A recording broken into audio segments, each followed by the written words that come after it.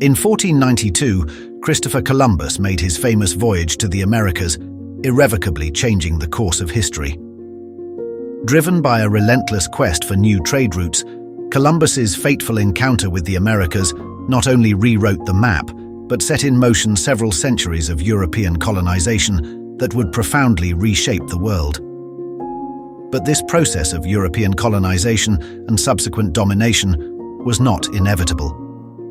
Far away from Europe in East Asia, another empire ruled pretty much unchallenged, exceeding the power of all European states combined.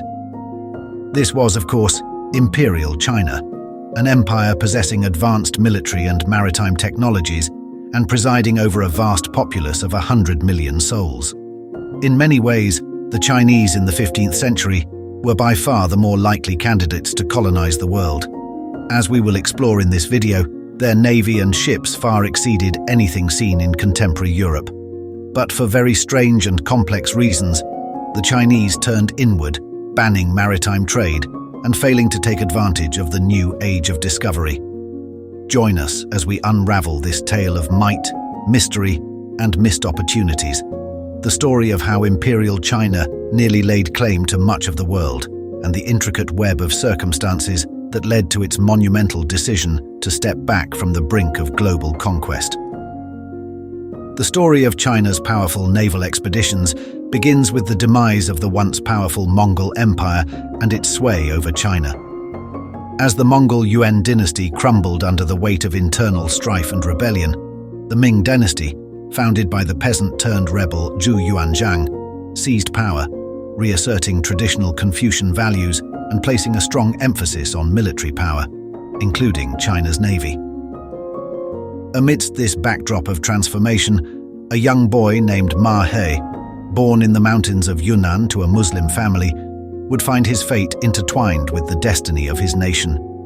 Ma He's life took a dramatic turn when Ming forces captured him during their conquest of Yunnan. As was customary for young captives, he was castrated and sent to serve in the household of Prince Zhu Di, the ambitious fourth son of the founding emperor. In this crucible of royal politics, Ma He demonstrated remarkable aptitude and loyalty, qualities that endeared him to Zhu Di. As was common in Chinese society, Ma He's name was changed to Zheng He to reflect his newly found status within the royal court.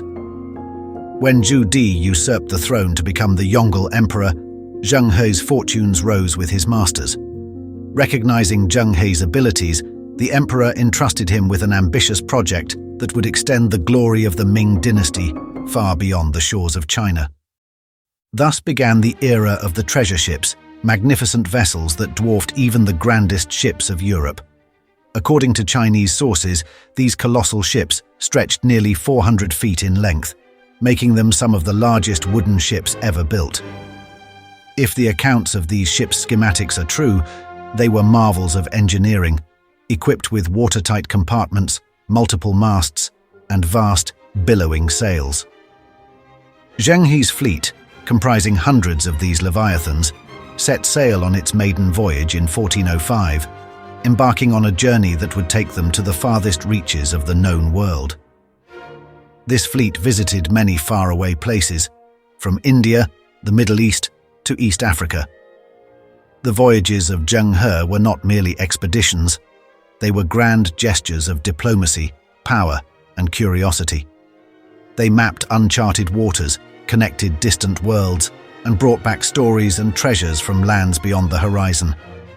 With each port of call, Zheng He's fleet not only traded silk and porcelain for exotic spices and precious gems, but also established tributary relations. Through this system, the Chinese brought these small states into their growing trading network whilst legitimizing the local rulers. But, at its core, this tributary system was based on the concept of China as the Middle Kingdom, which was culturally and politically superior to its neighbors. Thus, by entering into a tributary relationship with the Chinese, these rulers were recognizing the superiority and their ultimate subservience to the Chinese emperor. Historians are divided on whether this represents a kind of colonialism or imperialism. Some stress that this was simply a form of trade based on Confucian values, and was very different to early European colonialism. Most local rulers voluntarily entered into a tributary relationship with the Chinese and continued to exercise political control without interference. Others argue that the complete opposite is true, contending that Zheng He's fleets would have been the most impressive thing the rulers would have seen at the time, and the mere presence of such monumental militarized vessels would have been enough to convince them of the benefits of entering into this tributary system. These looming behemoths weren't mere empty threats either. When Ming treasure voyages entered Sri Lankan waters, wishing to stabilize trading routes and further expand the tributary system, they encountered resistance, which was met with military interventions. Rather than kowtow to the Chinese emperor, King Alakeshvara of the Kota Kingdom reportedly engaged in acts of piracy and other hostilities, disrupting Chinese trade. Accompanied by a formidable army of 2,000 Chinese troops, Zheng He embarked on an overland journey, penetrating deep into Kota territory. In a decisive action, Zheng He's troops successfully stormed the kingdom's capital. This bold move not only thwarted Alakeshvara's plans, but also led to the capture of the king himself, along with his family and key officials. Parakramabahu VI was installed as the new ruler of the Kota kingdom by the Ming court. His nomination, endorsed by the Ming emperor and backed by the support of Zheng He and his fleet, ultimately resulted in the Sri Lankan kingdom entering into a tributary relationship with the Chinese because of this military intervention. This example shows that Zheng He's voyages weren't always peaceful, with the Chinese ready to enforce their tributary system militarily if a peaceful option was not first accepted. This system of diplomatic alliances and overthrows when necessary is perhaps not too dissimilar from the early days of the British and Dutch East India companies, who cemented their dominance over much of Asia through similar methods, eventually giving rise to the European empires that dominated the globe for centuries. It is not impossible that such a system could have eventually morphed into a more direct form of Chinese control. In the long term, the establishment of militarized ports likely would have been needed to protect Chinese trade routes and enforce the tributary system that underpinned it. Furthermore, trade often brings with it artisans and merchants who settle in these newly discovered lands, perhaps leading to the Sinicization of some regions. It is also possible, perhaps likely, that the successors of Zheng He would have eventually turned southward, trading and potentially colonizing Australia and New Zealand. There is also the profound question of eastward expansion. Although the vast expanse of the Pacific poses many challenges, it is not impossible that the Chinese would have eventually found their way to the Americas, just as modern scholars believe the Polynesians likely did with far less advanced technology around 200 years before. Although this is hypothetical speculation, it is not impossible that this Chinese discovery of the Americas would have happened around the same time, or perhaps even before, Columbus set sail from Spain, perhaps resulting in the western part of the Americas being settled by the Chinese, or at the very least, brought into its tributary system. However, despite all the early advantages and the newfound drive for exploration the Chinese had, this possible Chinese maritime empire did not materialize. After the death of Zheng He, as well as the Yongle Emperor, the treasure fleet's voyages were abruptly stopped and a series of sea bans were put into place. Civil officials systematically reduced the capabilities of the Imperial Navy. This included cancelling plans for further voyages, dissolving key naval offices like the Commandant of Seagoing Vessels, and destroying or repurposing existing seagoing vessels to render them unsuitable for long voyages. The civil officials also put an end to the production of goods for export. This involved terminating the mass production of items previously traded internationally and stopping the procurement of materials needed for such production. Further, the officials introduced stringent regulations to discourage overseas visits.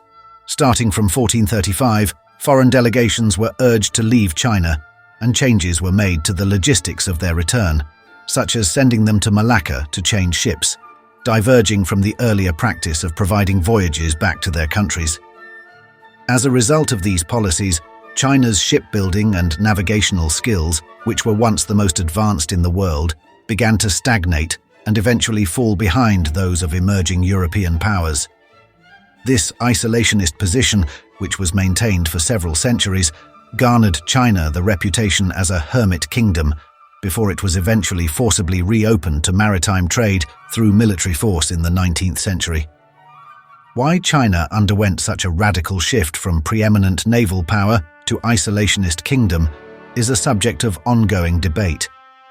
Some claim that the voyages were simply too expensive. Not only did the fleet cost considerable amounts to build and operate, but the value of goods returning to China was often worth less than what was sent out. Others claim that such assertions are nonsense, claiming that the treasure fleet did not overly burden the Ming coffers, and that overall it was a profitable endeavor. But if the reasons for the end of the treasure fleet were not financial, then what really caused this decision?